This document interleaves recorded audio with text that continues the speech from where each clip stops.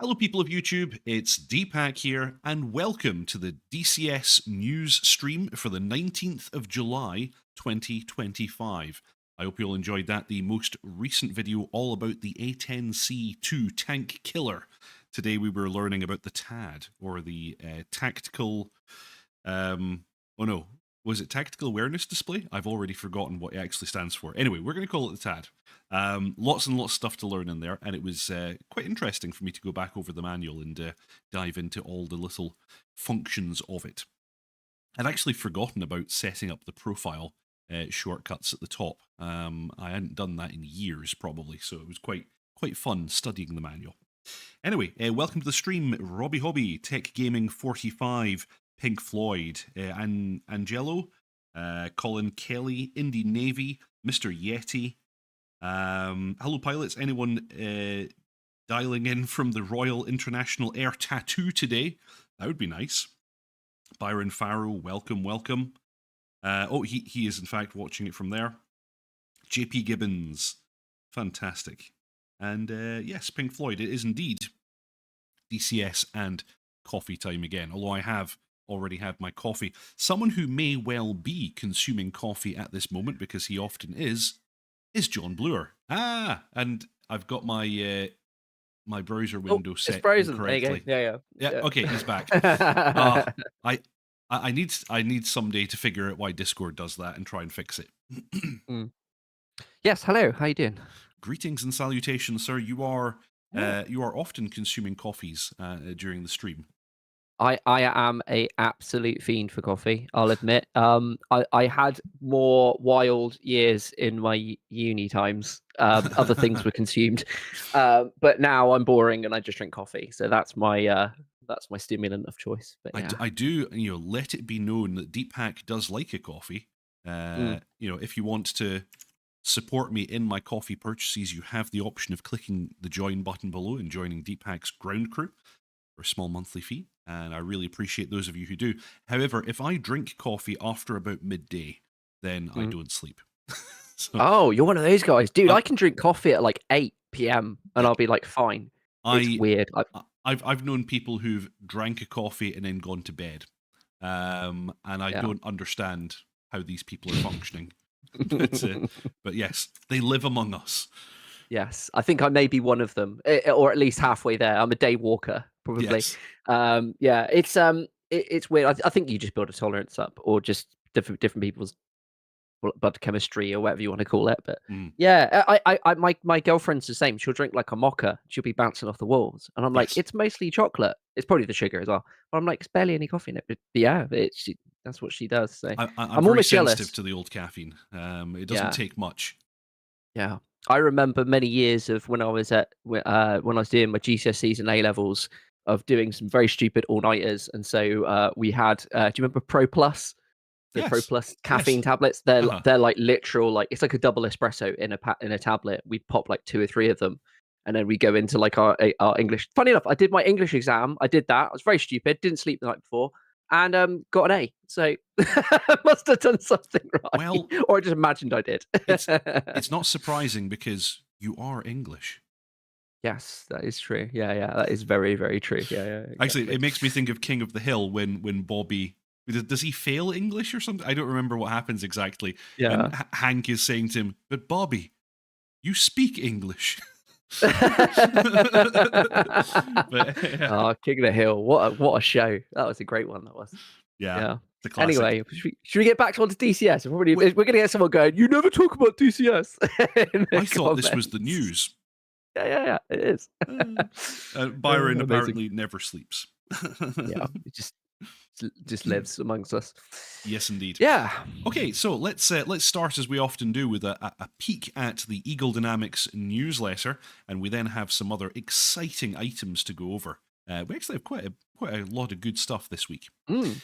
So due to high demand, the DCS Summer Sale 2025 has been extended until the 21st of July at 1500 GMT. Get up to 50% off aircraft, terrains, campaigns, and important add-ons. Taxi over to our eShop and enjoy. The mission to buy Nick Gray a yacht continues.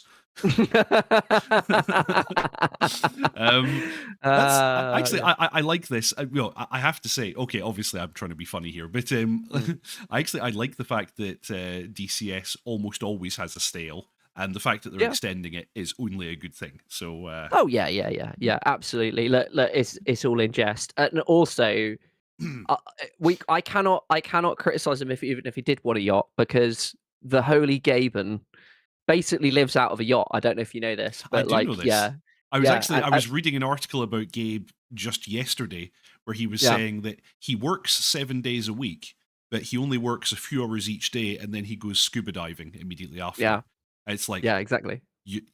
that's just amazing. I wish. My meme is always like there'll be all this like furore in like the gaming industry where like companies are doing dodgy stuff or they're failing or they try and launch their own version of Steam and it falls apart.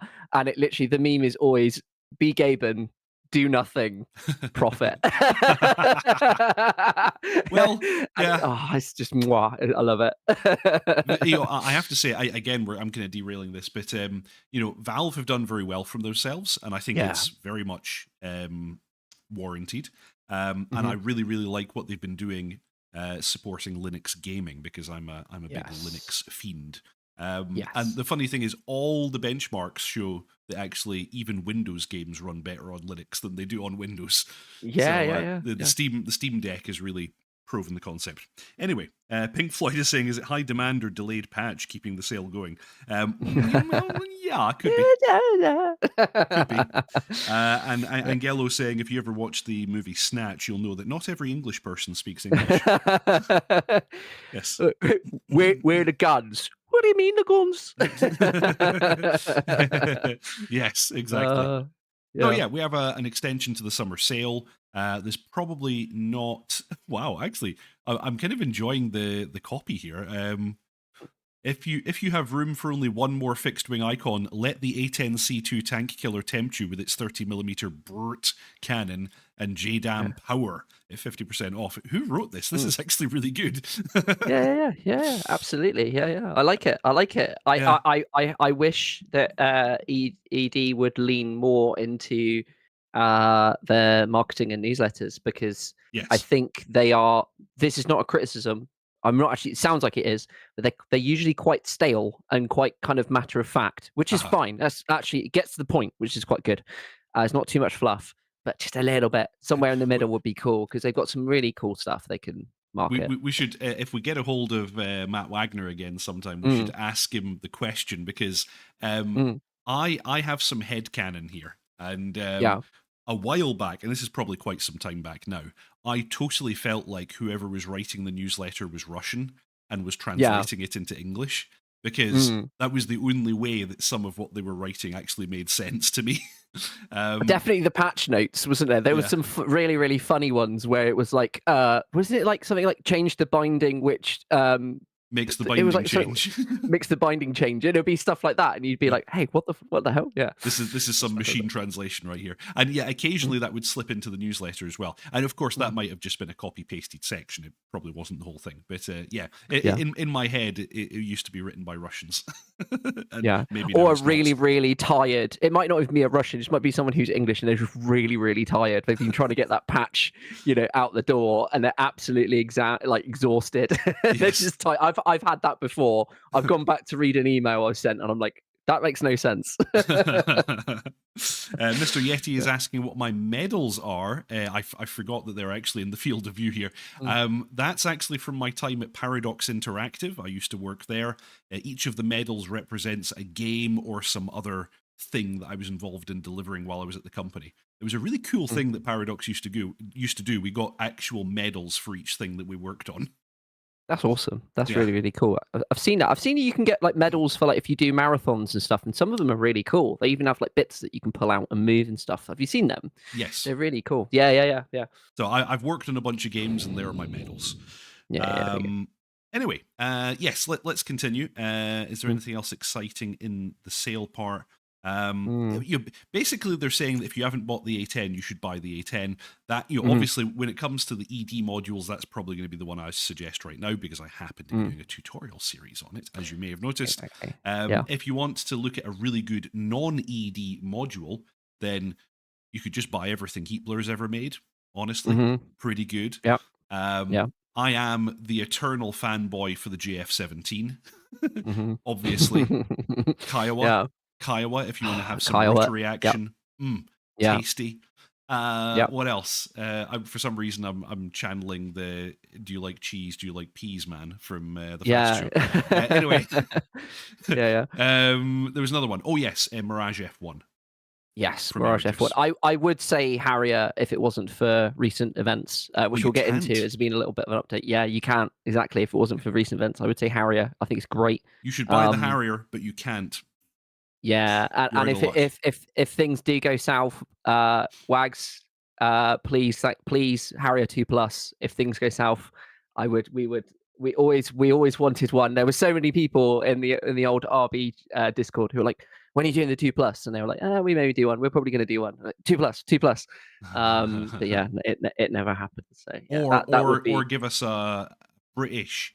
Give us one of the British. later British areas, eh? Yeah, British area would be great as well. British. Well, to be honest, the NA, I mean, like we talked about it before, haven't we? But like it obviously had like a late arm, slightly different switchology, Hmm. and it had the Recce pod, didn't it, as well? And I think it had the sniper pod, the GR9, because the sniper pod would go on one of those what's it called, the two fairings on the bottom, the Oh, lift. the LE. No, not the LERX. What Not that. they're like the little fences it has. They have a funny name. I Yeah, forget what they're called. I know what you mean. yeah, because obviously the gun pod goes on there normally, but if not, on the GR7s, I think, and definitely on the GR9s, they'd stick a sniper pod in there as well, which would be Cool. rad. And obviously you had the outrigger sidewinder pylons as well, Hmm. right near the things. But yeah, and it had a HMX as well. So yeah, but either one would be cool. I think a 2 Plus is a bit more interesting because it's that additional ability, isn't it, of like the radars, AMRAMs, all that cool To, stuff. But to be yeah. fair, yes, yeah, the 2 Plus is probably like for ground pounding, which is to my mind the more interesting thing to do with a Harrier. Mm, Yeah, the 2 Plus is the one to go for. Although yeah. am I right in saying you can fire an AMRAM off of a 2 Plus? Yeah, absolutely. Yeah, Yeah. They can take. I think they can take 4 AMRAMs. So they can't go on the. Do you know the Sidewinder pylons? They can't yeah, go on those. It's something to do with the wiring, but they can go on the inboard and the middle pylons. So you can carry. You could potentially do cap in a 2 Plus. So you could have yeah. 4 AMRAMs and 2 Sidewinders. Yeah, and you could do that. So But that would be awesome. I might be misremembering, but I believe they were in fact used for that. I Mm, believe the Harriers were used for cap until the U.S. Marine Corps had their Hornets up and running. mm. They are still, I think that it's in their mission set, if I remember rightly, because one since they got Mm, the Osprey is obviously a lot quicker than the Venom, and the idea I think was that the Harriers would provide escort duties effectively to the Ospreys. So they, for the longest time, I think there was like a bit when they were using them, and then there was a long period where they weren't because it's, as you know, with these things, it's a bit like, do you know the? I'm sure if Wags is here, I saw him in chat earlier. He mentioned about the writing things. Um, I'm sure like a bit like the stingers on the Apache, and I'm sure he'll eye roll at that because the amount of times they get bothered about that. It's like, yeah, there was like there's still the little A2A ATA like knob in there, and there may yeah. have one point been wiring. And it's probably one of those things where, like, I can't remember what the name for it is, but like where they basically go, we could quickly wire it in if we ever needed it, but why would we? An Because urgent operational requirement, I think, is what the British yeah, call it. yeah, I don't know that's what, what you yeah. call it outside of the UK. Yeah, Americans are just like, quickly put it on. That's really what it is. But yeah, basically, it's one of those things where like they never needed to, because if you get to the stage where an Apache needs to use stingers, then like your layers of defense and all that kind of Mm. stuff and operational planning has got something's gone very wrong if an Apache is having to fire a stinger. Hmm. Yeah. Although again, well, we're like tangent of a tangent of a tangent here. Mm. I'm now thinking about the opening stages of, was it the first Gulf War? Mm. where the Apaches were the ones. No, it wasn't. It was the second Gulf War, in fact, where the Yeah. Apaches were the first aircraft to fire a shot, Yeah. and they did seed, Mm. which is in my head is utterly bizarre. Like, why It would was you the use? first one. It was the first Desert Storm. It was It Desert was the Storm. first Yeah. one. Oh, So, okay. so they went in. The mission was they went in the middle of the night, Mhm. and I think there was Tomahawks going in about this time. It was all kind of timed, if that makes sense. Everything was going to hit at the same time. So they went in. It was A models. They went in the middle of the night in the desert, in the middle of nowhere, and they had to be escorted in. I think it was Pavelos, because at that point the Pavelos were the only aircraft with GPS. So the Oh, right. Pavelos were guiding them in to the positions of the air defenses, and the Yeah. Apaches were just going in. Obviously no radio, absolute silent. The IHADs, Pinvis, all that NVGs, and they went in silently. And the first shot was, it was an Apache, if I remember rightly. They Yeah. then I think they said they took out. They timed it at the same time. They took out 2 SAM sites in a case of about 2 minutes. Yeah. It was like hellfire's going off and off and off and off. And then everybody else made their way on through. And I think the F-117s were already airborne because, of course, they don't care. Yeah. They just went in, and probably they probably had prowlers up jamming and ravens and all that kind of jamming. So it's really fascinating. I First Desert Storm is like this great example of, like, if anything, is of logistics and planning and stuff, and just watching how this stuff unfolded. If you want to know more, go and check out the fantastic YouTube channel Operations Room, because Yes, they're great. Because he'll tell you everything you need to know. Yeah. And they have the really cool what do you call it? It's graphics and only stuff. After Effects. It's really, really cool. Yeah, the After Effects, and they've used, like, it reminds me of old, like, there were some old, like, Steel Panthers games, if I remember rightly, and it all kind of looks exactly like that. Yeah, it's really cool. But Yes. yeah, no. Anyway, Yeah. let's get back on track. Sorry, I've derailed everything. And yes, Matt Wagner in the chat as well, answering questions. Fantastic. He's saying that it's sometimes written by a non-native English speaker, but then I edit when time allows, like this week. Oh, so cool. hence the flair in the language that we get this Flair. week. Exactly. Very nice. Yeah. So we've got the DCS update, work in progress. The upcoming update will bring improvements to several AI behaviors, mission editor tools, and core systems. Various AI aircraft issues will be resolved, as well as new loadouts introduced for the B-1B, B-52H, and B-52H, sorry. AI ship and ground unit behaviors are being refined, and that addresses engagement issues and graphical bugs. Enhancements to the mission scripting API will allow passing arguments and returning values. The mission editor will receive quality of life updates like tooltips and GUI fixes. Spotting dot rendering is being reworked to change the maximum number of dots that can be rendered simultaneously. I can imagine some DCS user out there has been like, okay, 100 aircraft. Does that break the system? Yeah. You know it, and they're on the forums, and they'll tell you. Well, this is a cool feature and all, but do you realize that when there are 537 aircraft in a furball, that it only displays the first 27? Yeah, and when I use it in VR, it only shows 26. Sort it out, ED. Yeah. Literally unplayable. Unplayable. Oh dear. Yeah. Obviously we're kind of talking about ourselves here. But hey. Yeah. The quick action generator will see fixes to unit placement and mission generation on specific maps. Voice chat stability is to be improved with crash fixes. Additionally, we missed mentioning this change in the last update. The warhead power of the Mark 80 series and the Mark 117 bombs was corrected to reflect realistic explosive blast radii. That's cool.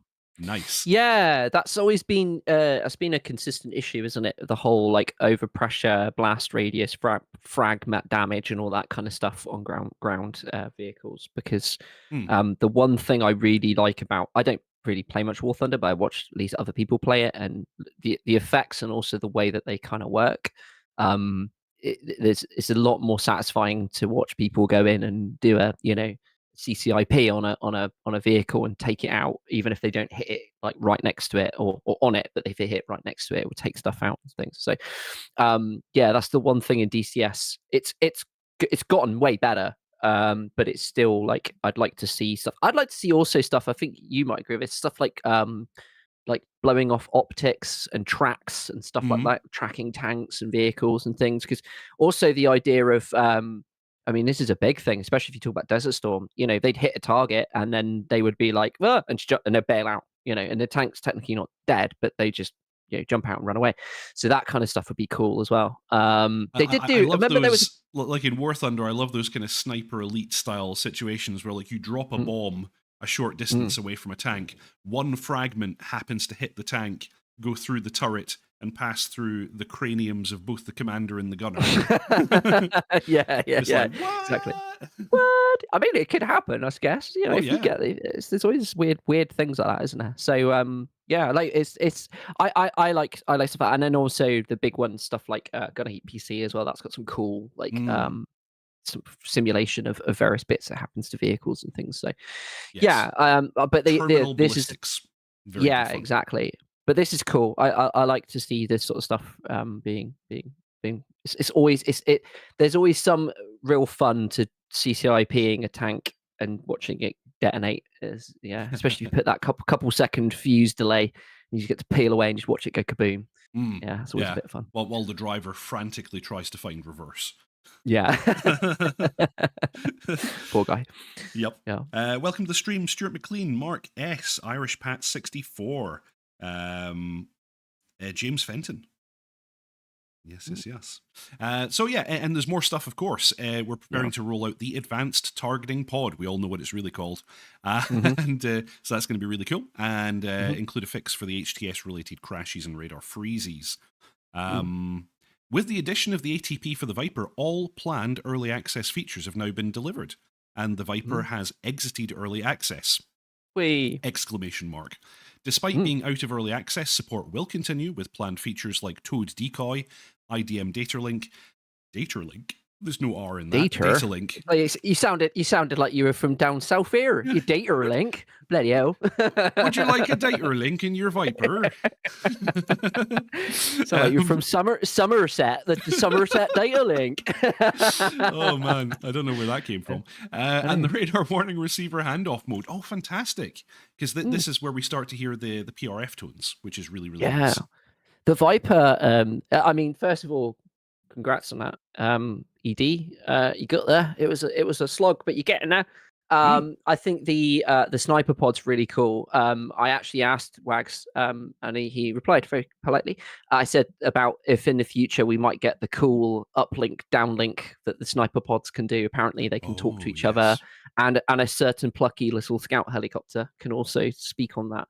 I think he said something like, yeah, if we've got some data, maybe down the line, which is fair play. It's not on the top of people's lists, but it's a cool little feature. And if it's something they feel that they can pull off, oh yes, it's always cool.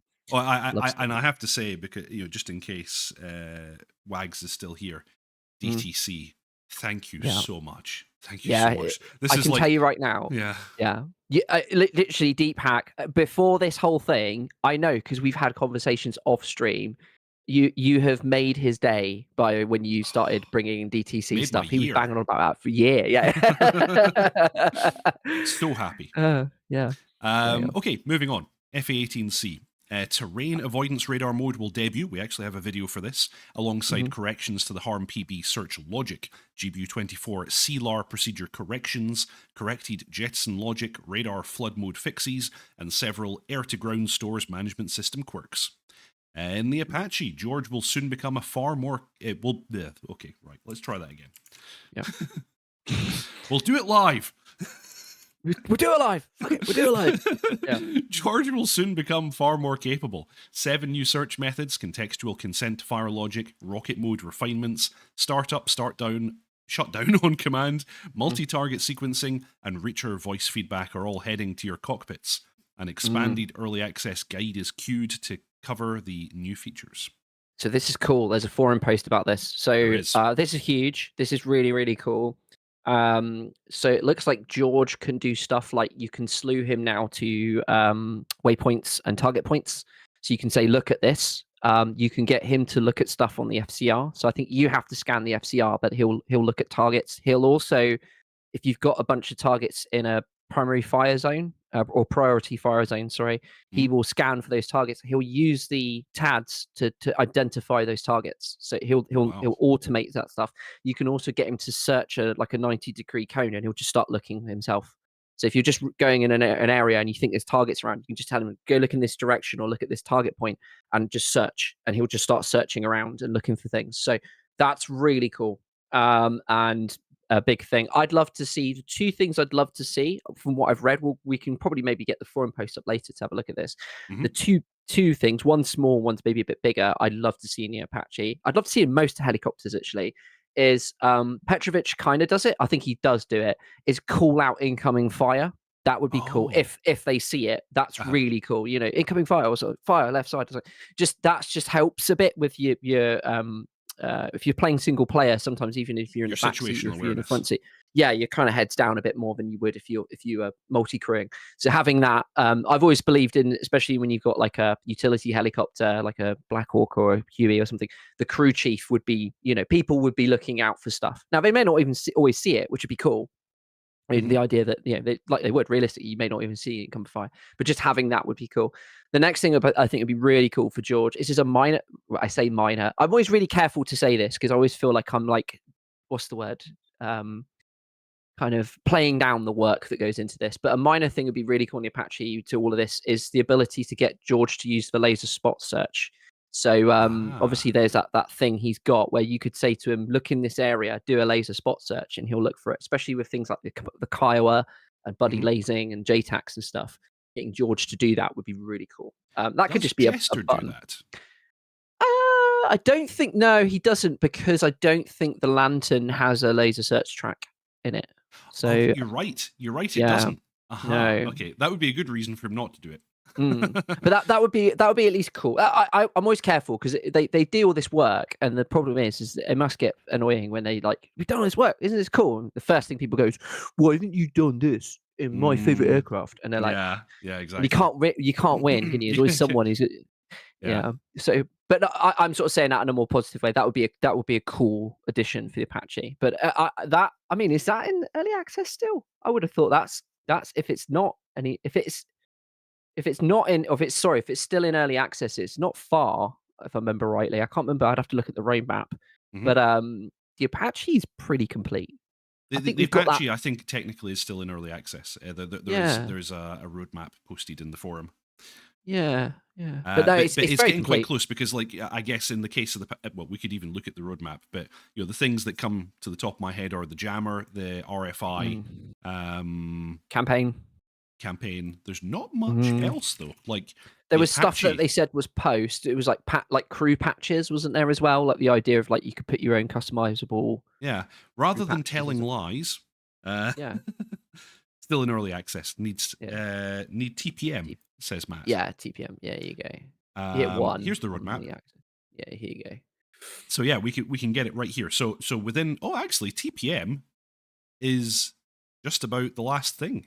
Aha. Mm, Actually, yeah, RFI is after early access. There you go. So yeah, RFI yeah, and yeah. jammer, selectable pilot patches, pedal input assist option, anti-ice data cartridge. Oh, data cartridge, yes. Mm. Flight model. Okay, so TPM is the last part before Mm, Apache comes out of early access. That's fantastic. Well, there you go. yeah, So yeah, yeah, that's the benefit of having the producer in the chat. We'll get the right yeah. answer straight away. Yeah, he'll correct our often wrong comments. Yes, yeah. Don't listen to Yeah, us. Listen to Wags. yeah, yeah. um, He's our what do you call it? Our fake news. What do you call it? Fake news Censor. He detector. just takes it. Yeah, yeah. He just goes fake news. Yeah. Yeah. Don't listen to these guys. It's all fake Don't news. listen. It's terrible. Listen to Matt Wagner. He's the man. They call him Wags. Great guy, Great, wonderful great guy. guy. What a guy. What a guy. He's What a the guy. best. Anyway, data transfer cartridge. Both of us doing our dodgy Trump impressions. I know. New current Hill Sam and naval assets are being pre-populated in countermeasures dispenser systems tables. Mm. Legacy mission compatibility is being restored. Hidden unit filtering will be respected, and a handy Control D shortcut will open the DTC in the mission editor. That's cool. Cool. We're getting for the Hind and the MI. Oh, and the MI8. We're getting multiplayer sync up for the MI24P sight door animations, and the MI8's DIS-15 number rolls are being brought up to spec. I don't even know what that means. What's the DIS 15? It disses you 15 times. And the thing is, I What used is to it? I used to fly the MI8 a lot. Oh, it's the Doppler nav system. Okay, Oh, there you go. Yeah.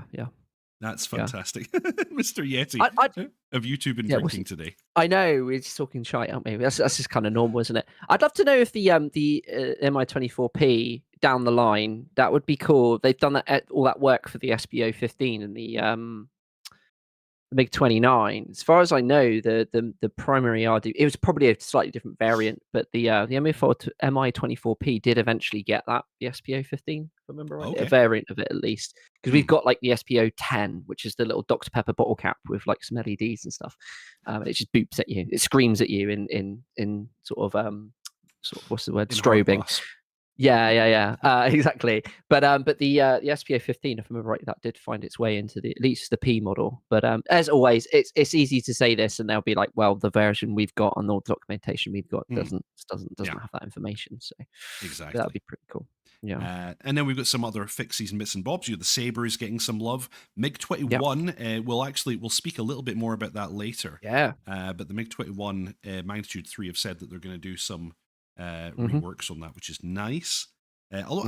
Honestly, a lot of people complain about the 21, but I think it's actually, I flew it recently, and it's kind of perfect. It all works. So yeah. I mean, they've said we'll get to this Magnitude 3 as they're going to do some work. Wasn't there talk of like a bit of a tidy up on some of was it the cockpit or something else? But to be honest, I saw the cockpit not that long ago. It looks pretty good to me. It does. It's definitely not. It's definitely not the top of my list. I think the only cockpit I can think of that's a bit is the Huey. The Huey's looking a little bit dated, but when I say dated, it's not because it's naff. It doesn't even look bad. It's just you can tell that it's older tech. Yeah, it's just things. It's more to say that the newer stuff looks so good that you kind of look at it and go, oh yeah, it's a bit like Joan. You tidy up something in the house, you clean something, and then you look around and everything else looks way dirtier. You're like, oh god, and then you have to clean everything else, don't you? It's a bit like that. But it's the MiG-21's a great jet. It's really cool. F4U 1D Corsair. We're getting tuned cooling, auto-rich mixture, refined drag, gear overspeed damage, bat bomb AI employment, and a slew of clickable pit fixies. Essex-class aircraft carrier elevators and carrier damage, antenna vibrations, PBR cockpit textures, and mission editor build numbers are all on the way. Kiowa Warrior. Cool. Nav setup data, perf calc logic, and hog menu flows are being tidied to eliminate double presses and endless loops. Yeah, that's cool. It's cool to see the Kiowa getting little bits and pieces. I think their community manager, their new what's his name, Apex, I think he's called. He said basically what they're trying to do with the new devs or dev or whoever they've got is to kind of crawl, walk, then run. So they're trying to fix lots of little things first and then kind of build up to fix the bigger things. But to be honest, I say all that as someone will probably educate me, but I don't think there's much wrong with the Kiowa. It's just little like weird. It was good on launch. I played it on launch day and it was fantastic. The only launch day thing it had was it didn't really have a damage model. But after that, it was great. It had 3 bugs on launch, which got fixed super quick. It was It was the there was some weird behaviors if you side slewed. You had to fly the helicopter in a really extreme way. If you were flying it like you would fly a normal helicopter, it wouldn't do it. But if you were doing really silly stuff, it could do some silly stuff. But that got patched immediately. Yeah. And then if I remember rightly, it was other people's Kiowas. If you spectated them in F2, they'd have no sound. Again, that was all fixed. Which is pretty minor. But yeah. That's nothing, is it really? Let's be honest. And then they did that. The big one was the Echo 19 did a big overhaul on the sound, and it's like so much better, dude. It sounds so good if you do that F3 flyby in the Kiowa now. It sounds it sounds real. It's so good. Love it. It is. Getting some fixies for the Thunder. Woohoo! Yeah. Radar TDC access control, HUD TD box behavior, 24-hour TOD wraparounds, and several memory leaks will be cured, while new input binds will broaden HOTAS support. Black Shark 3. This is a nice module. I like the Black Shark 3. getting near rack instant action missions for the K50 series, and a restored Sidewinder cage uncaged mode for the F5E FC. Cool. Isn't there? And We were supposed to get a pilot model for the Black Shark 3 at some point as well, and I think also there was talk of a English HUD. I think they were going to have it where you could during like special options, you could toggle like English cockpits and stuff. I yeah, think they were talking about at one because point. Is it that? we already have an English Abris. Yeah, the Abris is English. Yeah, Mhm. because if you change between Russian and English cockpit, it will change the Abris or whatever it's called, Abris. But yeah, there was a because the reason why I say this, there was a Joe Wolfpack 345. Mhm. Great. By the way, if you guys don't follow Wolfpack 345, do it on. He's great. He does like loads of different videos. He did the video for the Iglas, and he had whatever version he was running, whether it was a nightly build or something, he had an English HUD Uh-huh. when he was playing it. And it So wasn't a whether mod, he, it was an official I, build. I don't think it was a mod because he's Okay. not someone I don't think that. Not, I think he enjoys DCS, but he's not a DCS guy. If it makes sense, he just does a bit of everything. Mm. But and then I think I remember someone saying in the forums, and they're like, "Oh yeah," I think someone in the forum said, "Oh yeah, it's on the list or something." But yeah, I get it, like any of these things, they've probably ED have got like a big old list of things to complete, and it's not that high in the big list of things. But Mm. yeah, the English HUD pilot model as well. Because there was an issue in the Car 50, wasn't there? Also, where the wipers weren't working or something, and they fixed that now. Yeah, that's been done. I saw that. Yeah. But no, yeah, the Car 50 is a great model. We love it. Really cool. Yeah, the Black Shark 3 version is superb. It's awesome. Cold War Germany map. Next update will repair an oversized collision hull, correct city and Vortak names, resize defense and hospital icons, enhance destruction models, new haystack and tractors across summer fields, raised Perfect. church spires, and an improved stadium damage model. All items above are in active testing and will ship together once internal tests are completed. Please stay tuned for the incoming update. And then there's a bunch of stuff, some of which we already talked about. So we're not going to hit this right now. We'll come back to this because we're actually going to roll film. And we have this excellent video from Wags all about the AN AAQ 33. This is part 2. And in this one, he starts talking about the expanded range modes. Is this the one where we get the multi-target track as well? I forget. Yeah. And he adds some comments at the description underneath talking about common questions that people are asking. So, is this coming to the Hornet? No. Is this coming to the A10? No. And also he mentions the fact that yes, everybody knows it is a different name, but that's trademarked. We're not going to call it the naughty name. Yeah. The other thing is people need to keep in mind with these targeting pods is that just because it's the same targeting pod and stuck on a different aircraft, it can have completely different symbology, completely different ways of working, different software, everything. So just it's not like these things are plug and play. They don't just plug it in, the jet knows what it is. It's designed to work with that aircraft in a very specific manner. So yeah, it's not as simple as just go, oh, we're going to stick it on the A10 and it works. And even then, they've stated that they're not the Hornet that they're doing is a USMC version / USN version, and then the A10 is a very specific. I don't know if it's a specific suite, but at least the model they're doing it's pre sniper pod. Well, actually, yeah. In the comments, he mentions the fact that for the A10C2, the DCS version is based around the Suite 3 aircraft. Yeah, there you go. Although I think it's not necessarily an exact match for Suite 3, but that's the main thing. Well, there's always going to be gaps, isn't there? Like at the end of the day, when you get the data and information about a certain aircraft, there's always going to be sort of Swiss cheese holes. So they probably go like, this is as close as you're going to get to say a Suite 3, but for that system we only have the Suite 2 data. So this is what we've got to work with. So that's, I think, when you get these slight hodgepodges and stuff a little bit. I think the Apache, the Block 2 Apache, if I remember rightly, there's some, I think it was Sculio, I think he was flying it and he was like, the version we flew, I think it didn't have the MTADs, or it did, or something. It had slightly different things on it. Or I think the do you know the HSI in the flight page in the Apache, I think it had the actual, do you know the version that actually shows the brown and blue you mean the ADI? Circles and stuff. Yeah, ADI. And so it's little like software differences and stuff. They do what they can. Yeah. So, yeah. Wags here saying anything with a black outline is specific to the aircraft mission computer. Yeah, there you go. Okay. So yeah, so I guess basically things like the push button labels and so on. Yeah, interesting. Pink Floyd, the Scottish targeting pod, the targeting pod that will not be named. We daren't speak its name, not even in hushed. Anyway, Yeah, hushed tones. It's one of those things. It's like you'll see a game and they'll call the gun like a gun an M4, but they don't call it a Colt M4A1 because then you start getting into yeah. So it's that kind of thing. Is it? We all know what it is, but yeah, they have to be.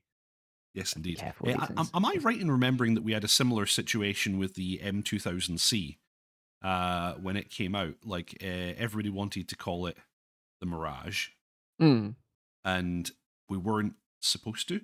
We were only supposed to call it an M2000C because like Mirage was trademark or something. I don't. Yeah, it's probably that. Look. Yeah, it doesn't matter if me and you call it a Mirage, but if they refer to it in their official materials, you start getting into unless it's a fully licensed product, and then it sounds like from what I've heard, scuttlebutt is sometimes some of the licensees can be a bit what's the word for it? weird. A bit weird, bit specific. They like to have a relatively big cut. There you go. Same with the Hornet, the Apache. There you go. It's like I can tell you this. This is not giving anything away, but and this was actually said that one of the things for the Kiowa, because that's an officially licensed Bell Textron product. They were very, very specific in about they don't want to see in at least any of the marketing materials, anything coming close to a war crime, which is really they were really specific. So I remember when they were doing stuff in as far as the marketing stuff, they were like, don't do anything that looks like it's on the lot. You know what I mean? Don't have a bomb hit or hellfire hit a building. If it could be even potentially what's the word? Interpreted as something like that. We don't want to see it and stuff like that. So yeah, they can get a bit funny. Well, I think that's fair enough. To be honest. Yeah. But it's a bit of a weird one to be really specific. Like, don't do that. You're like, what? Yes. Yeah. Oh yeah. Yeah. There you go. Saying see Bell Textron versus EA lawsuit. Yeah, because that was Battlefield, wasn't it? They had was it the Cobra or the Viper AH-1Z or something like that, wasn't it? The Venom and the Viper, and people were doing stuff, and they were like, nope, you can't do that. Yeah. Was it a Hornet? I can't remember. It was something like that. So anyway, in the video, Wags here is demonstrating, I believe, a Maverick handoff. He's going to show us that at some stage. And yeah, I'm very excited for this. This is really bringing up our targeting pod up to a very, very nice modern standard. He also explains the expanded range functionality, and basically everything I said last week was nonsense. So listen to Wags, don't listen to me. Yeah. Always question whatever we say. Question what everyone says. To be honest, you should always do that. But exactly. Definitely question us. Don't be sheeple. Yeah, exactly. But no, this is very cool. I think I like the fact that they're going to retain the old pod. I think that's a cool little feature. I think also this new pod is going to be really, really cool. I suspect this is just my talking about don't believe us too much. I suspect that any of this technology, there's always an element of, in the future, what can we use and what can't we use technology, or how can we make the most out of what we're doing. So whether there's going to be other pods or whether there's going to be other things that can use some of the technology gone into this would be kind of cool. I love that whole just watching it now when things pop in and out of focus and stuff. Yeah. I think have we seen it where there's been like focus and things in pods before where it gets in and out of focus? I know there's been. We have. Yeah. What ones have we seen that in before? Where it would be I'm pretty sure the A10 does that, and I think the F-15 was doing that. I think the F-14 does it. Yeah, I've seen it in a few. There's a few of them that seem to do it. Most of them implement some kind of automatic focusing. Most of them don't seem to implement manual focusing. Yeah. Oh yeah, Yeah, what ATENs. Wag's answering that question about the handoff. Yeah, set priority threat and hear PRF tones. So Yeah, that's cool. yeah. Oh, yeah. T Kettle saying the Jeff does it as well. I'd forgotten, but Cool, yes, that's cool. the Yeah. the Jeff does do it. Yeah, I like that. It's little touches that just make it a bit more interesting to me and Yeah, a bit more. Yeah. it's very Anyway. nice. Yeah. Yes, and actually, yeah, the handoff mode for the RWR is really really cool because that's I feel like that's one of the things that is not simple to implement and does require No. quite a database of information in order to recreate.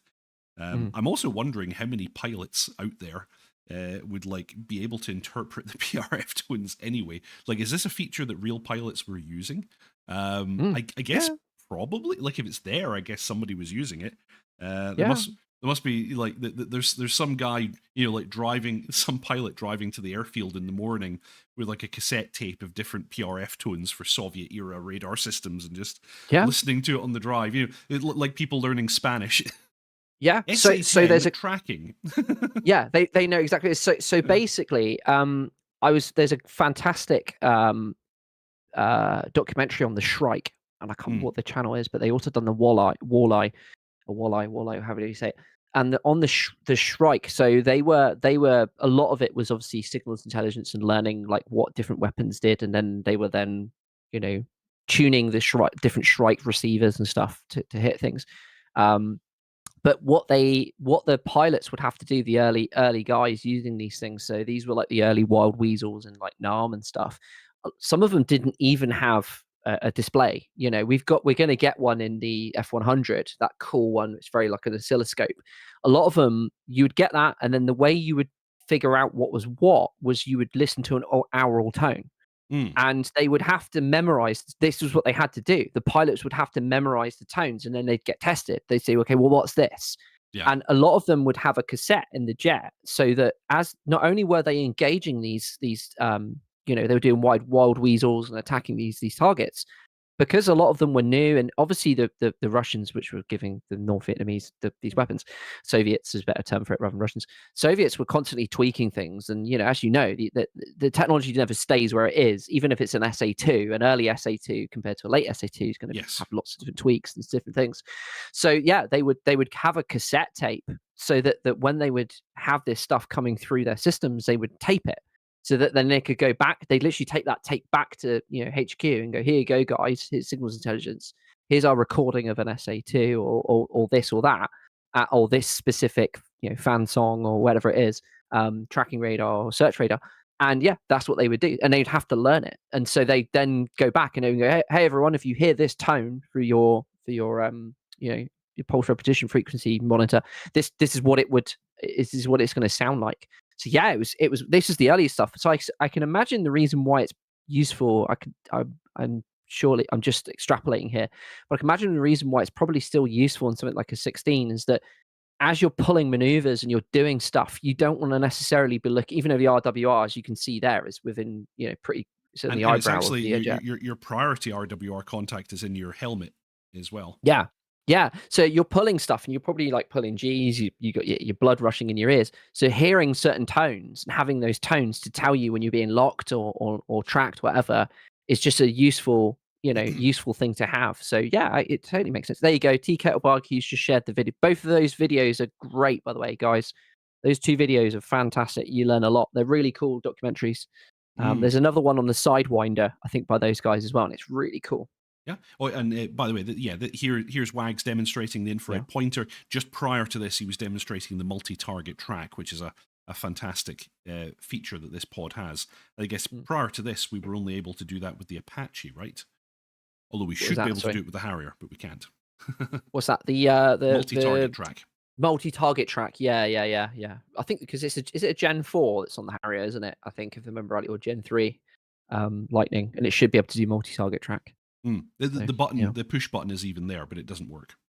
damn. And it probably never will. Yes. My and Harrier. Wag saying that graphical glitch for the IR pointer is already fixed. It was Cool. strobing. Yeah. Nice. Mm. So, What's being demonstrated? Oh, we're demonstrating changing the codes. Yes, yeah. Yeah. With the F-16, everything is so nicely integrated with the DED and the UFC. So yeah, you can Mm. change your emitting code and your searching code all right there, which is very very nice. Yeah. That's really cool. So yeah, go and check this video out. Really nice video on Matt Wagner's channel there. Make sure you click that like button. There we go. Did it? I'm already subscribed as well. And Yep. while you're at it, while you're on YouTube, you might as well subscribe and like to Deep Hack as well, because old Deep Hack, he needs a bit of support every now and then too. He I does. really He does. appreciate it. Nice.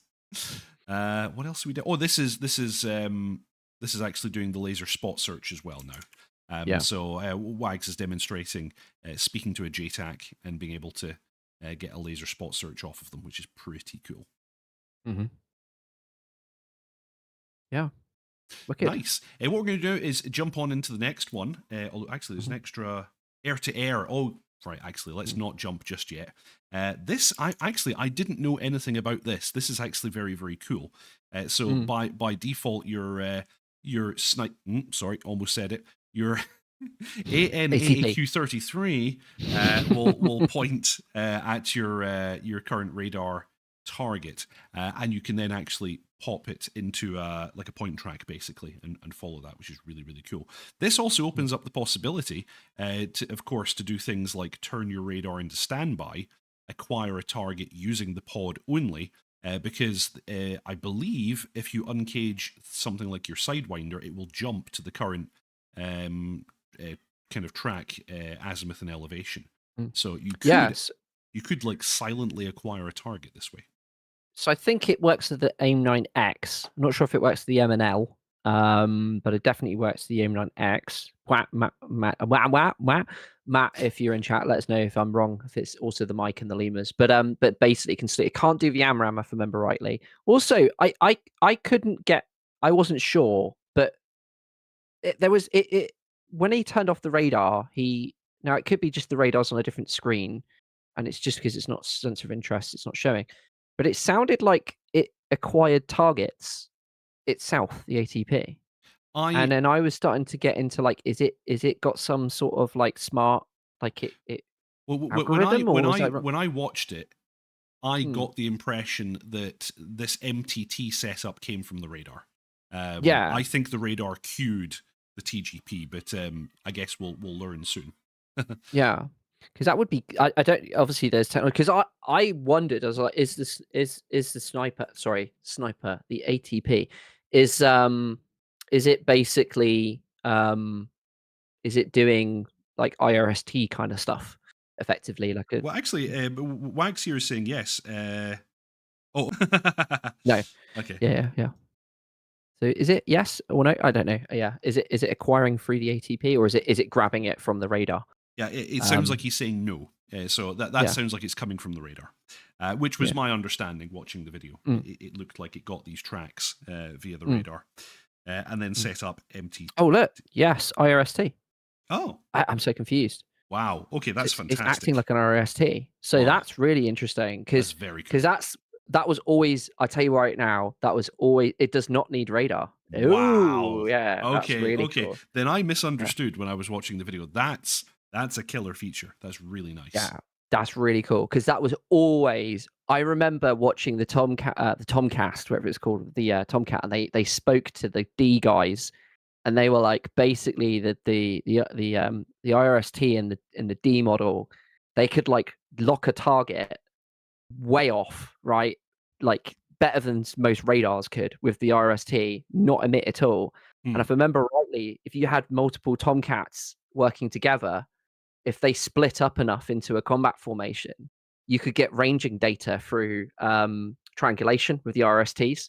So they could figure out like how far something was away based upon simple. So it's basically Pythagoras, isn't it? But Yeah. they could basically get that information.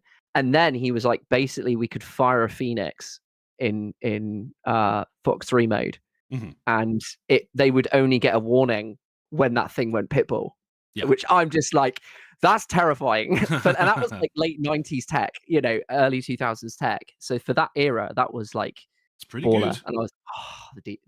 the D model was so rad. So Yeah, yeah, and actually, this yeah, also feeds into the I forget exactly what it's called, but I think it's like MSI track or something like that that mm, the Hornet is going yeah, to get. So yeah, we will have the ability to queue on a target, which is provided by Datalink. Speaking yeah, of the Hornet, we have yes, another video from Wags from mm, this week, and this is all about the terrain avoidance radar mode, and this is coming very soon now, I believe. mm, So this is pretty cool. I like this. This reminds me of one of the radar modes that we have in the M2000C. It has something very, very similar looking. So yes. Wait, mm. oh, okay. Thank you, Beef Supreme. That's a great name as well. Yes, exactly. Yeah. In any case, yes, this is a new radar mode coming to the Hornet. Very, very cool to see. And Mm, it, like we were just discussing, the MSI track is also coming as well, which is very mm, exciting. Um, and yeah, actually, we see this mode demonstrated on the right hand DDI here. mm, And it has this kind of grayscale. Um, I don't know what you'd call it exactly, but it has a little grayscale to help you interpret the colors that you're seeing on the radar. I wonder, however, if you were to put this on the MPCD, the center display, which is color, would you get mm. colors? There you go. Oh, Matt might know. Yeah, maybe he knows. Yeah, that'd be interesting. Yeah, would you get a color gradient on the middle MPCD? Not that it makes Yeah. much difference. Like, you know, do No. you really need that? But yeah, I thought that was an interesting question because I always think about the one in the Mirage, and the one in the Mirage is color coded, Yeah. which is kind of cool. Yeah. But yeah, this is this is interesting to see. In this video, Wags flies us down a canyon and kind of explains everything that's going on, and then we get a bunch of just footage of him flying with it engaged. You can see what it looks Mm, like. It operates in some green scale only. Okay, that's yeah. interesting. Cool. It Mm, seems to operate in some different modes as described by Wags, based on your current pitch. So it will kind of look at current altitude, or if you're pitching down, it will look at kind of your the angle that you're following in a descent as well, which is very, very mm, handy. This looks great, like especially in poor weather, nighttime flying, things like that. This could actually be very, very useful. The only yeah. thing is, of course, you're emitting, so this is not great for emissions control, but it's pretty good for not dying, which is also Yeah. important. Yeah. I'd be curious though, does it even though it's emitting, is the power of the radar, or does it make sense? Is it necessarily something that would necessarily pop up on an RWR? Because I guess you probably would, but I think it, you know. not knowing anything really on the subject, I would imagine that it must. Mm, It yeah. must show up on RWRs in much, in kind of pretty much the normal fashion. Because Mhm, I would guess what it is in effect doing is it's doing the ground mapping mode and then being yeah. interpreted. Yeah. Mm. Yeah, this is cool stuff. I think this is the TPM mode, which you're getting for the Apache, is effectively something similar to this as well. So if I remember rightly, because I read the flight manual for a D model, it might have been an earlier version, but you get on the Apache, you'll get something similar to this, and Mm. then you'll also get contour lines on the iHads, so you'll actually see contour lines as you're flying of certain key elevations, based upon what information's going in. I'd have to have a look again at the flight handbook or whatever it is. So they don't call it NATOPS, whatever. It's effectively an army version of a NATOPS. But yeah, it's really cool. The TPM modes, very similar sort of stuff. I could be wrong. I swear it had something to do with the hold modes. If you've got the TPM running and you're engaging hold modes, it maybe does something, Mm. but I could be wrong on that one. Well, Um, we've got messages from Wags here. TA and TPM being developed at the same time, yeah, but yeah, TPM can be on the HMD too. yeah. There you go. That's Yeah, very, very cool. that's really cool. So, yes, another great video from Wags. Go ahead and check out Matt Wagner's channel on YouTube and Yeah, subscribe and like his stuff as well. yeah. Um, Salty Monkey, apologies for coming in late. And if this question has already been addressed, is there any news on the F-104? Well, we'll talk after class about your Mm. tardiness, but yes, the F-104. I don't think we've really heard anything. Yeah, no No, news no, on the it's nothing new. F-104. No, no. There was a couple renders, wasn't there, not long ago, a couple months back, wasn't there, of the cockpit, if I remember rightly. They showed off some some nice cockpit renders, but I think that was the Yes. last thing we Yeah, saw. that's the thing. Level. Actually, we have fairly recently had quite a bit of news on that one. So I think we've Yeah, heard it's cool. everything that we're going to hear just now. Yeah. Next, we had a little post on Heatblur's Discord, which I've screenshotted and displayed here.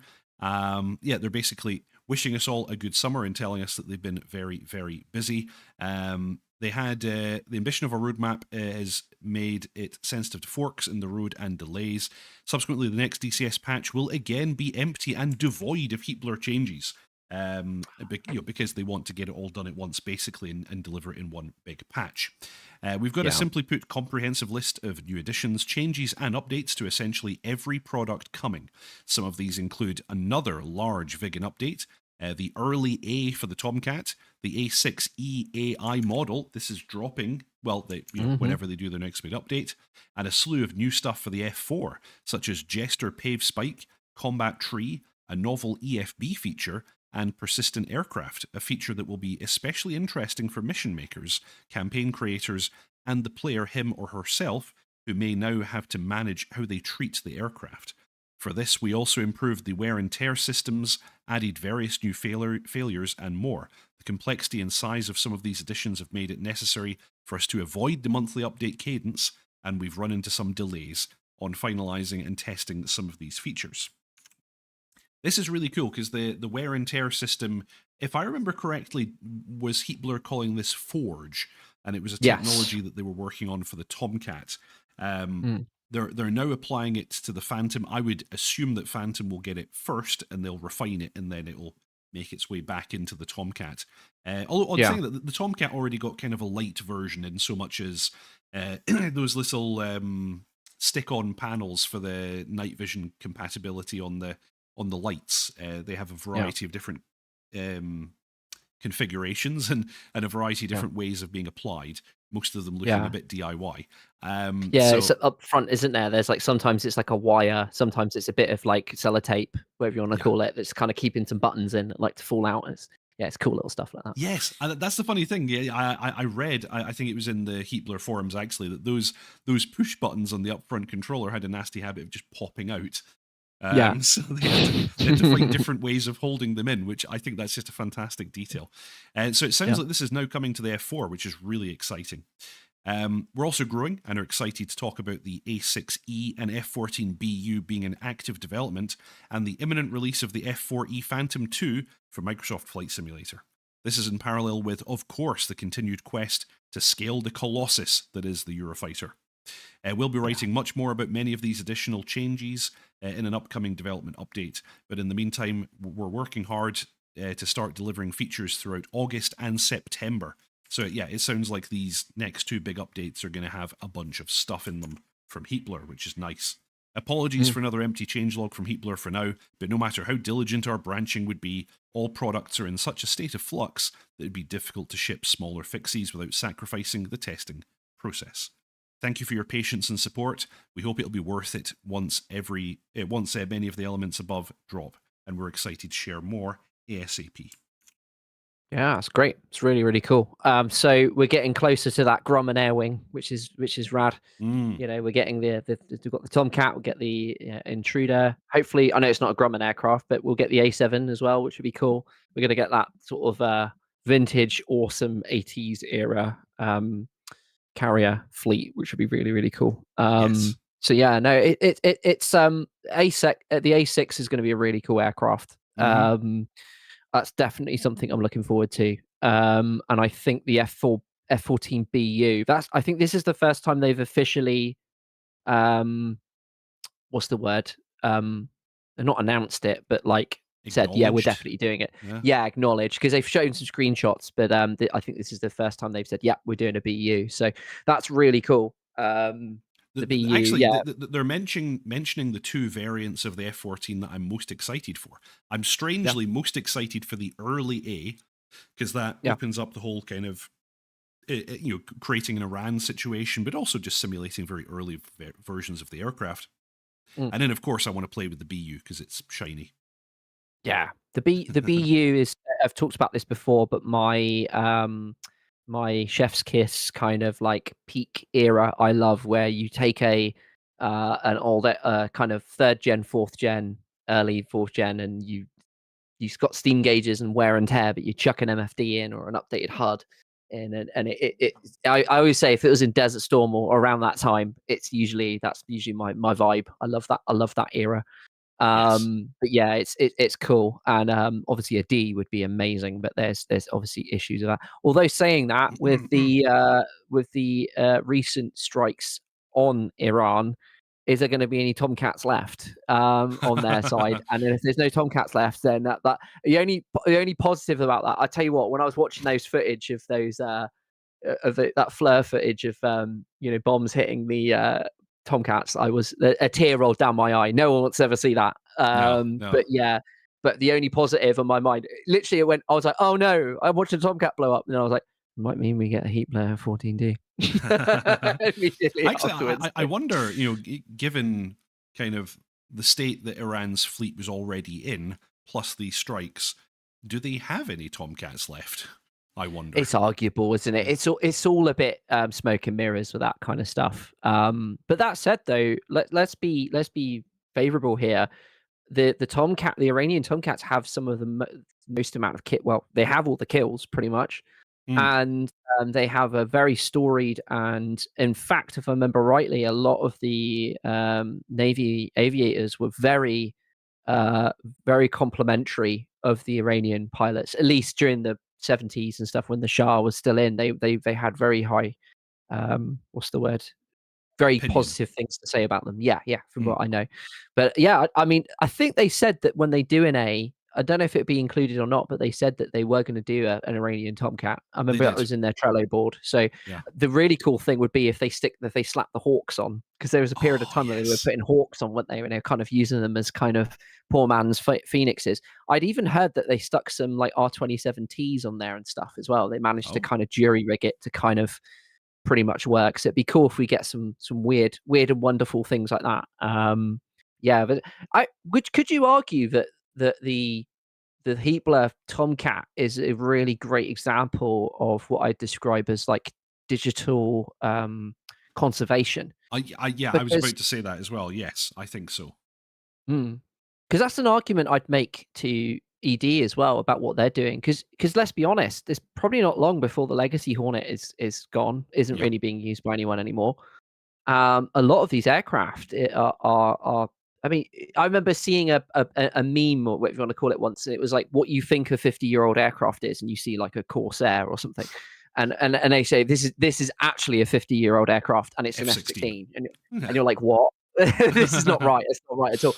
But yeah, basically, a lot of these aircraft now are starting to get. I mean, the Harrier is being sundowned, which is sad. The last of the Harriers. So I think the Spanish are still going to be using them for a bit. But I wonder if we'll ever see the back of the A-10, because the Air Force has been trying to kill the A-10 for the last, 30 years or so. Yeah, we might. I mean, they're talking about divesting a lot of that in 2026, aren't they? In 27, so we might even see the A-10. And you could make an argument that, and I would lean into this, ED, if I was you. This is a form of digital conservation. Yeah. I remember. Do you know the Tank Museum in the UK? They've got the last running Tiger tank, Tiger 131. Oh, actually, yes, I know what you're talking about. Yeah, and they've also got a Panzer III, I think, and they said that they've got to really balance this. They got to hold this kind of weird balance, because the idea is that you want to run these things and you want to show them off, and you want people to be able to see a Tiger tank driving around. But every time they do, you're taking life out of that engine and those parts and all that, and you don't want it to turn into a Chip of Theseus situation where you've replaced so many parts it's no longer original. So they've got to really kind of balance that. Like, do you use it? Don't you use it? And you could make an argument that when people create these high fidelity aircraft, that you're kind of engaging in a digital form of what's the word, conservation. Oh yeah, absolutely. So yeah, I think this is and it gives people the chance. Also, when you look at, like, for instance, like Granelli's doing the F-100, there's only like a handful, if that, of actually airworthy F-100s. There's only a handful that even fire up, taxiable state. So there's only going to be so long before you can hear what they sound like if you fire up the engines. I'd actually argue, in a way, it's probably easier to conserve something like a Corsair or like a Hellcat than it probably is something like a freaking third gen or fourth gen jet, because they require almost an entire infrastructure around them to keep them going. Whereas like these older planes, not that they're not complicated, but a lot of it is fairly standard parts or things you can at least manufacture. I Mhm. mean, you can't really remanufacture various bits of components for an F-16. It's just not something the average person can do. So yeah, I'd say this is digital conservation. Actually, And yeah, Fair FM making the point, the fighter collection at its finest. yeah, exactly. Yeah. Yeah. So yeah, no, it's just the thing. So yeah, it really is. I think that's something they should kind of lean into a little bit as well. Mhm. Because it's really cool. I think this is really cool, and we're getting to see and hear what it sounds like. I mean, especially when you have like guys at Echo 19 and just the general guys anyway recording these aircraft properly. It might be the only way you can ever hear a jet fire up. What does it actually sound like? This is the only way you're going to find out. So Yeah, yeah, yeah. I think yeah. that's a very good point. It's speaking Mm, of digital conservation of mm, these old aircraft. What about yeah. this? Yes, We this have is interesting. these posts here from the DCS forums. This is Ventores talking about the SU-22M4 community mod. Mm, Um, we got a bunch new kind of screenshots here, and we also got a little video mm. showing off the wing sweep here, which is a lot of fun. Yeah, Uh, this is great. yeah, very very Mm, cool to see this. And mm, we have seen videos of this aircraft in the past actually flying missions, which is really really cool. mm. So Yeah, this one they've looks like updated the it's cockpit, haven't they? The yeah. cockpit looks way better. Sorry Mhm. to cut, I didn't mean to cut you off there, but yeah, the cockpit looks way better. It does. It does. The whole thing looks like it's had a bunch of work. So really, really cool to see this.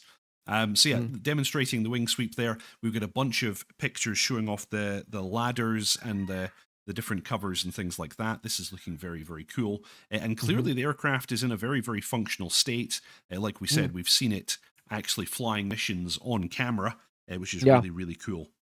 yeah, Oh, trade in chat. I bought the Vigan. Nice. good lad. I do like the Vigan. The Vigan is very Yeah. nice. Well, a question I've got for Wags. I'm just genuinely curious. When you see what people do without the SDK, some Ha. of the stuff like the SC22, it, sure. I mean, you guys know obviously what you can do when you've got it, but I would.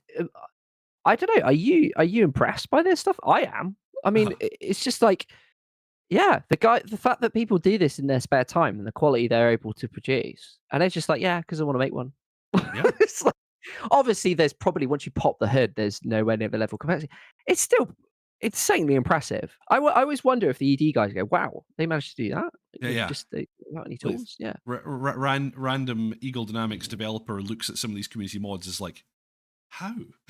Yeah, yeah, I do. I look at this stuff as how, like, to me, Yeah. it's just that I always feel like I'm a hobbit and these people are Gandalf. I'm just like, I feel like I'm Pippin or something going, how do we do it? It blows my mind that they're able to achieve this stuff. Yeah, this SU22 looks absolutely fantastic. Mm. Yeah, Oh, waxing, yeah, of course, and some became official modules.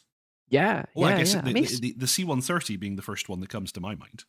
yeah. I guess yeah, C-130. What other ones would there be? I mean, it's not an official module, but the Skyhawks usually, like, that's a good reference for people to say, that's like at that level. It's just such a well-made mod. And Mhm. then you've got probably I mean, yeah, whilst it didn't become official module, the F-22 Granelli F-22 was what kind of propelled them into becoming a full module maker. So yeah, yeah, I don't know. I just get blown away by this stuff. I don't know how people do it. I really do. It's very very cool. So Mm, yes, Rob Sonek is getting a call out in this post. yeah. He made over 50 Polish Air Force liveries as well as dozens of others. Now we have almost 90 liveries from Azerbaijan, Bulgaria, Czech Republic, East Germany, Hungary, Iran, Libya, Germany, Peru, Russia, Russian Air Force, Russian Navy, Slovakia, Syria, Ukraine, and Vietnam. That's really cool. Although I hope some of them are optional, because the liveries are always the things that take up all the space. There you go. There's the cockpit. Yes. That looks way better than it did, didn't it? Because remember, Yes. that was the one comment we had when this thing came out initially. The cockpit was like, it was okay, yeah. Actually, But yeah. This does. Maybe I'm imagining it, but yeah, I think it does look better. It looks really, really yeah, good. yeah, yeah, yeah. Top That's Gear fantastic. Reliant Robin. Yeah. And for now, at least, I mean, I know they're doing the MiG-29, but for now at least, this might be the way that we see some of the Red 4, at least for the meantime, because obviously it's really tricky for them to touch this stuff Yes. with Oh, recent events and things. actually, okay. There's a post from June 19th here. Mm, SU-22 M4 cockpit got proper normal maps and rough nets now. there you So go. there you go. Yeah, So, yeah, it definitely was improved upon. And wow, just look at yeah. this. It will Absolutely have fantastic. basic clickable functionality, simplified Mm, cold start, wing sweep controls, lights, gear, weapons, etc. mm. Um, okay. Yeah, that's Um, really cool. That's really, really cool. It's so so impressive seeing this stuff. yeah, Um, very, and the very nice C-22 indeed. is that's had a very storied and very extensive what do you call it? Career. History as well. Korea. Yeah, Yeah. exactly. There's the old SBO-15 as well. That cheeky little RWR in there. Boop boop. Yeah, it's a beeping at you. Yeah. There was a have you got it queued up, by the way? We got the post from Magnitude 3 as well. They were talking about what they were doing. Did you get that as well? I don't think I do. Give me one Did I sec, put it though. out in the chat? I think I might have sent you it in the chat. I Yeah, I think you did. did. I think you did.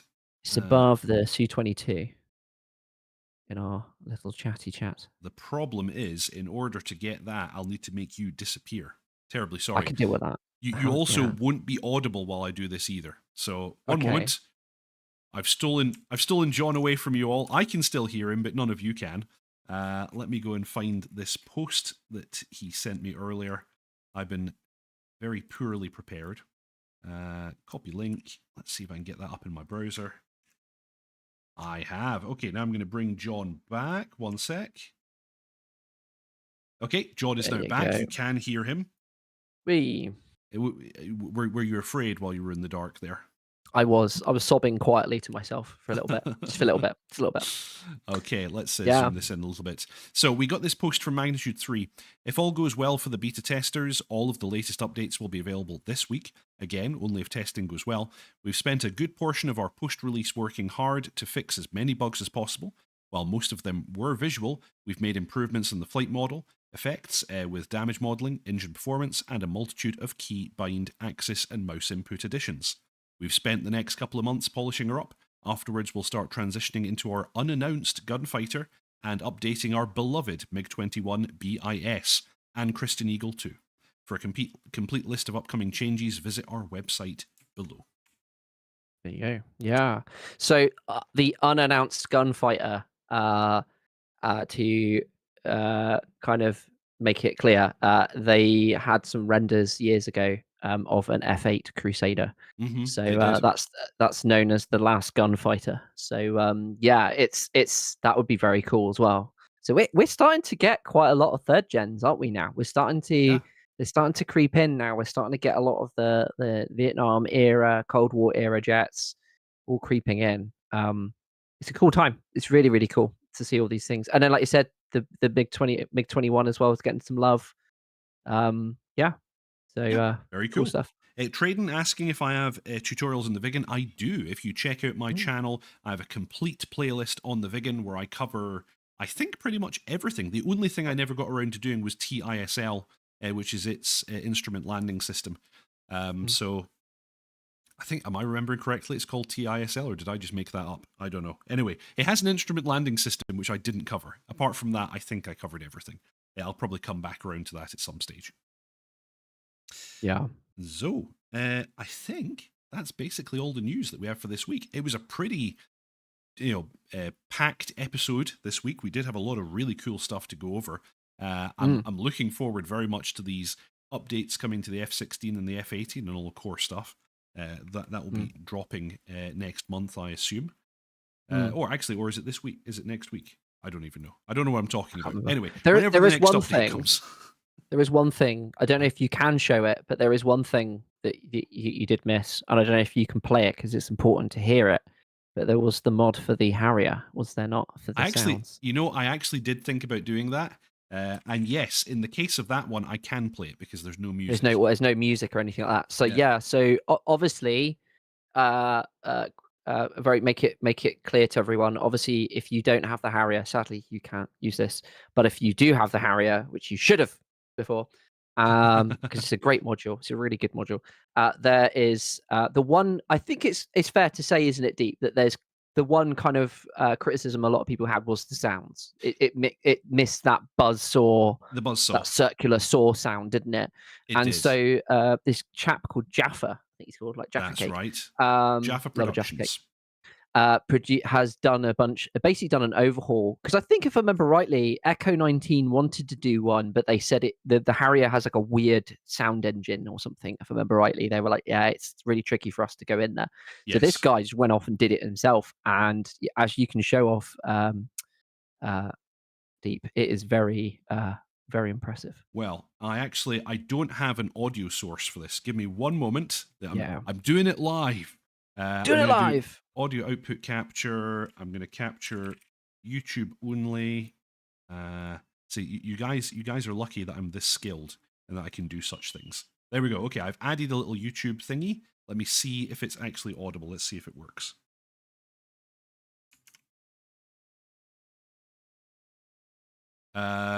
Right, one moment. I added the audio to the other scene. Now, the other thing is, I don't think John will hear this, sadly. So let me just very quickly add this in here. Audio output capture, existing YouTube ad. Okay. Yes, that's working. Okay. Chat can now hear this. I don't think John will. But I have heard it, and it was right. Step it off just a little bit, because it's quite loud. It's got that GR9 nose or GR7 nose as well, which is cool. So he's obviously had a little visual mod there. Yeah. So this is Jaffa Productions. Check him out. This is very loud. Let's bring it back just a little bit. But the thing is, the real Harrier is also exceptionally loud. Yeah. And by the way, guys, as Byron Farrow says, Leobi released a channel update just recently as well. I did watch that. Yeah. Good old Leobi. It's great to see him come back again. What a hero. Yeah. So just listen to this spool up. It sounds absolutely fantastic. By the way, the frame rate is the actual video, guys, but that's not our side. That's just the video that's being recorded. Yeah. I'm going to jump it forwards a bit, and we'll hear when it comes back in for a landing. And the default sounds in the Razbam Harrier are not bad, but I have to say this is definitely a big improvement. This sounds fantastic. A bunch of the guys in 3 Squadron VAF have installed this, and they were all like, yeah, this is a real game changer. Sound design is such a huge part of this stuff. It really, really is. Yeah. It makes such a difference when you've got good sounds. So anyway, go and check this video out yourselves. I think it's really, really good. It's Jaffa Productions. He does have download links in the description of the video. I would go and grab that. It's a really, really nice step up there. Oh, Trading. I'm going to go sleep now, people. Good night. Alrighty. Fair FM, I wish ED could step in and maintain or add features to Razbam modules. I imagine ED feel the same way. Yeah, I can imagine they do. Yeah, I can imagine Wags is not going to be commenting in chat about that whole stuff. But yeah, I'm sure everyone involved would like it to be resolved, but it's not as simple as that. So yeah, don't get me wrong. I would love to see if things don't work out for some of these modules to at least stay working for as long as they can, and or be remade. And I think I would love, like I said, a 2+ would be sick. Or a GR7, GR9. Same for the Strike Eagle. I think the Strike Eagle. To be honest, like, I gotta say it, the Raspberry modules are great. They're well made. And the Strike Eagle still works. It still slaps. It's still a very good jet. Same for the Harrier. The Harrier is still badass. It's just, yeah. It's obviously everyone's very aware of that kind of stuff, but that whole topic has been done to death. I'm so bored. I'm so bored of it. Bartao 5, do you use Echo Core Ultimate Sound Pack Overhaul? I'm aware of this, but I've actually never tried it out myself. Yeah, it would be nice to give that a shot. Oh, Fair FM M2000-5. Ooh, that'd be lovely. Everybody who likes the 2000C is always asking for a dash 5. I don't get Yeah. it. We already have a C. Why do you need a dash 5? Yeah. I've just sent you, by the way, one last thing we forgot to cover earlier on in the DCS updates. I've just pinged you it. It's just the forum posts to talk about the George stuff. I don't know if we want to cover it or we can Oh, always leave yes. it. Actually, it's probably Yeah. easier for me to just navigate to it because Yeah, yeah, otherwise yeah. I have to disappear you again. Yeah, that's absolutely fine. So yeah, I've got this page up as well. So we mentioned earlier, we'll just cover this in it's slightly out of whack, but it was something we meant to do earlier.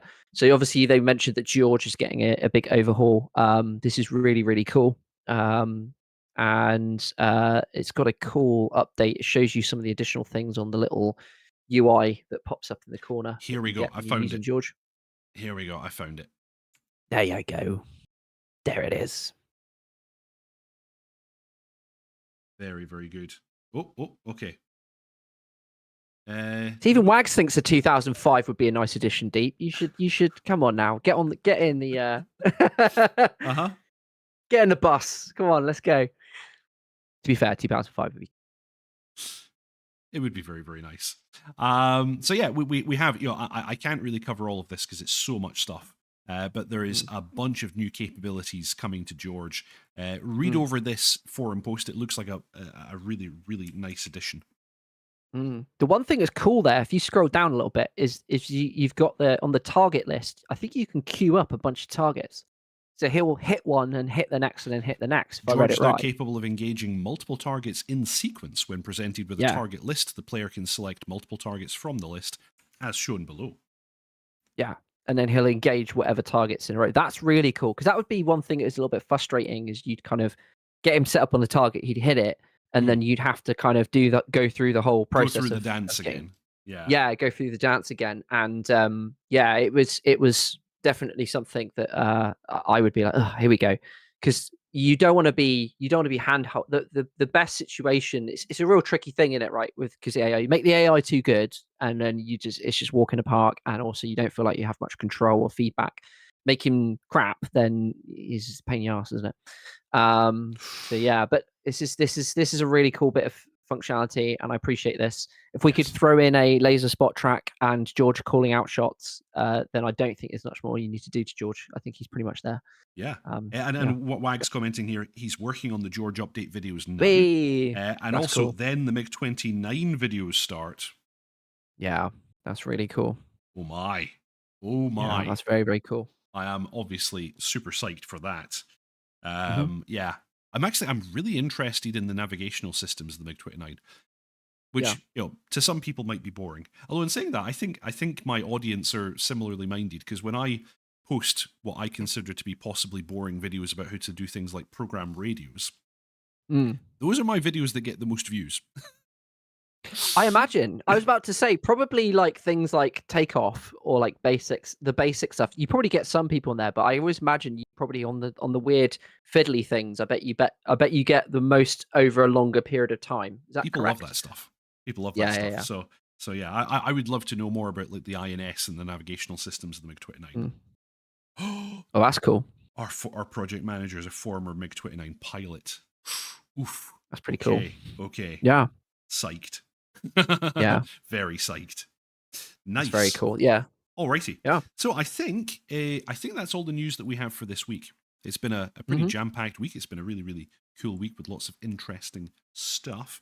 I'm going to take a moment to give a big shout out to Deepak's ground crew again, very, very quickly. You have the option, of course, for free to subscribe, like, and comment.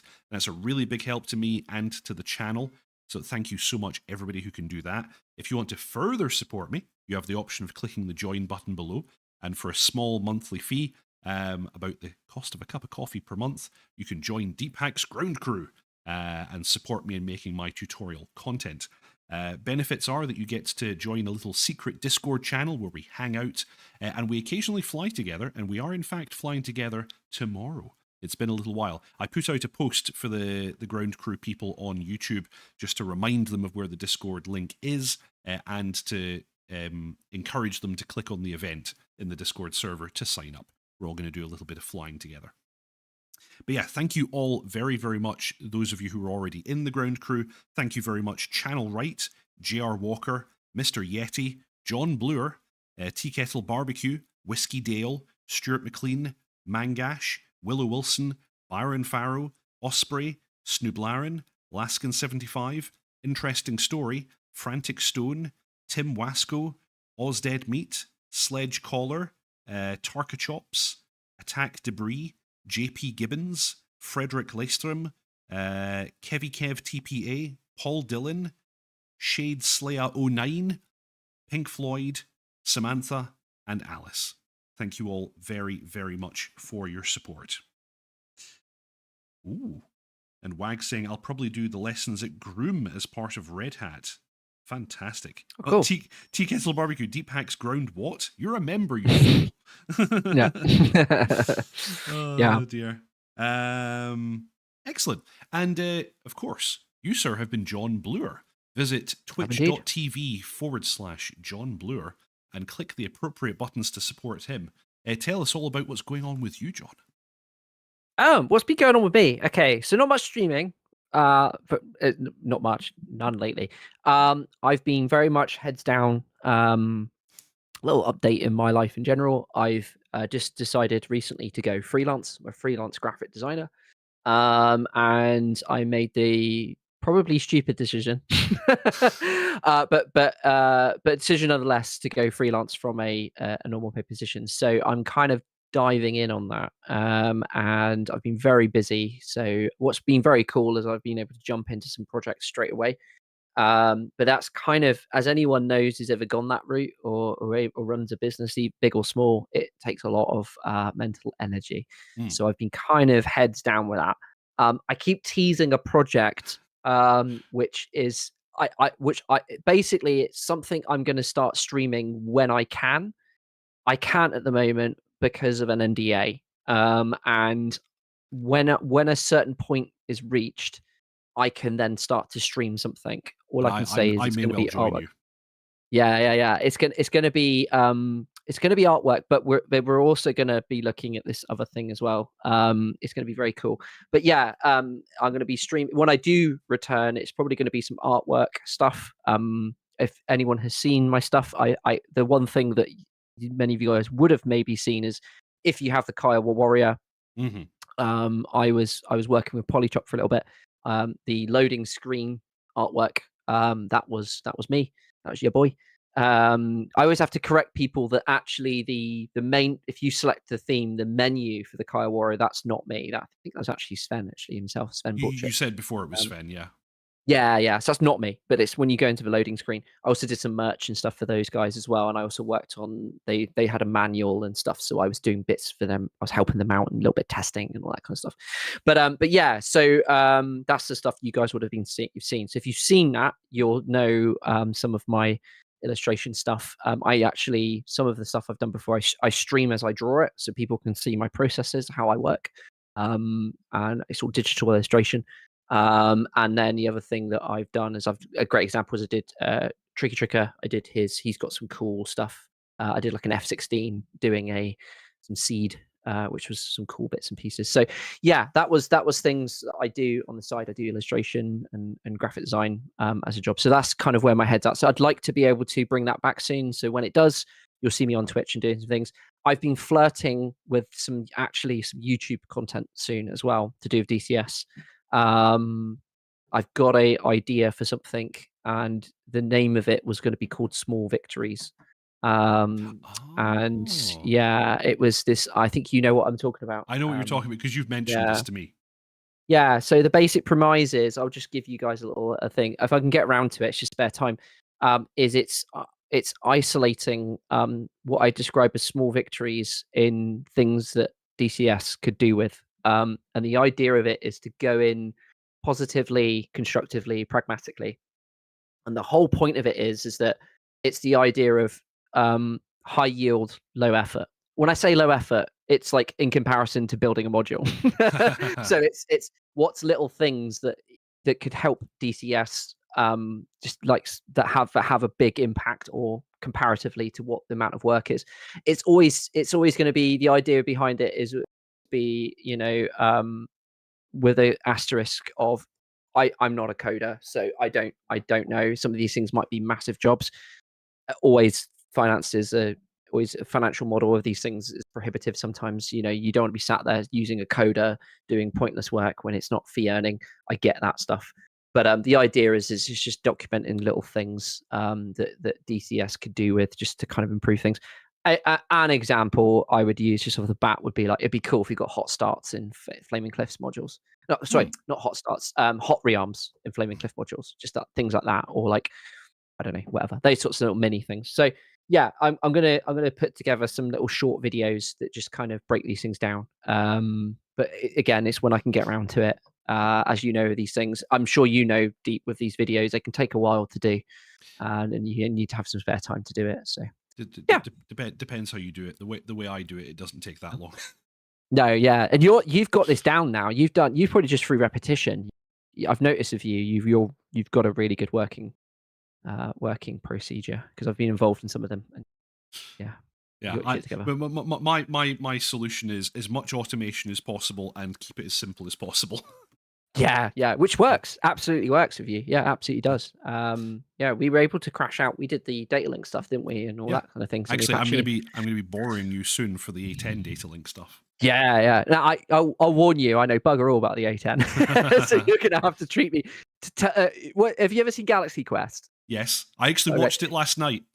So you're right. So you'll know. So the way I'd say it is, tell him as you would a child. Yes, exactly. Yeah, that's basically treat me like that, and then you'll know how I would be able to figure out the A10. So if he could, the argument is, guys, if he can teach me the A10 data link, then you should be able to know as well. Because to be fair, the A10 data link is probably the simplest data link at DCS. There's not too much going on there, so it should be fine. Yeah, cool. Nice. Yeah. Alrighty. Well, he was John Bloor. I've been Deepak. Every Saturday at around about 6:30 p.m. UK time, I produce a new tutorial video, which currently is on the A10C2 Tank Killer. And that's always followed by the DCS News, which just happens to be this thing, what you're watching right now. Thank you all very much for watching. Fly safe, and I'll see you next time. Ta-ta.